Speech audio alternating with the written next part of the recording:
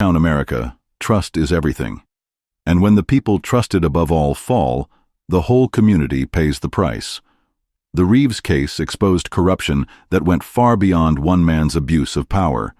It revealed how isolation, authority, and secrets can create the perfect conditions for both predation and revenge. Was justice really served, or did Sarah Reeves simply replace one form of abuse with another? The answer depends on whether you believe that calculated biological warfare can ever be justified, even against someone who deserves punishment. Think about Clara Martinez, trapped between a corrupt sheriff and his vengeful wife, used as a weapon in a war she never knew was being fought. What would you have done if you were Clara? Would you have spoken out sooner, knowing it might cost you everything, or would you have stayed silent, hoping the situation would somehow resolve itself? How do you report abuse when the abuser is the person responsible for enforcing the law? And what about Sarah Reeves? She watched her husband destroy multiple women's lives while using his badge to avoid consequences. Traditional justice had failed these victims. The system designed to protect people was actively harming them.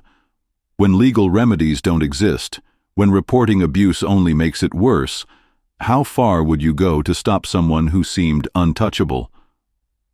The parasitic infection that nearly killed Michael Reeves was just the physical manifestation of a corruption that had been eating away at Millfield for years.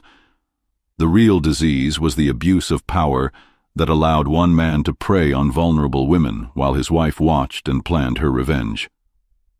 Both Michael and Sarah Reeves created victims, both used innocent people as weapons, and both believed that their cause justified their methods. If this story shocked you, wait until you hear about the case we're covering next week. It involves another small town, another trusted authority figure, and a secret that makes the Reeves scandal look simple by comparison. Subscribe for more true crime twists and drop your thoughts below.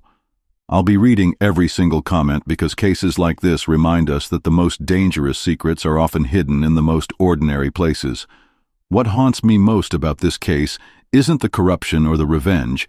It's how many people knew something was wrong, but stayed silent until it was almost too late.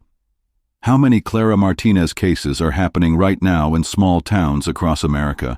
How many Sarah Reeves situations are building toward their own explosive conclusions? And how many of us would have the courage to speak up before someone gets hurt? The badge that Michael Reeves wore was supposed to represent justice, protection, and service to the community. Instead, it became a shield for predatory behavior and a target for calculated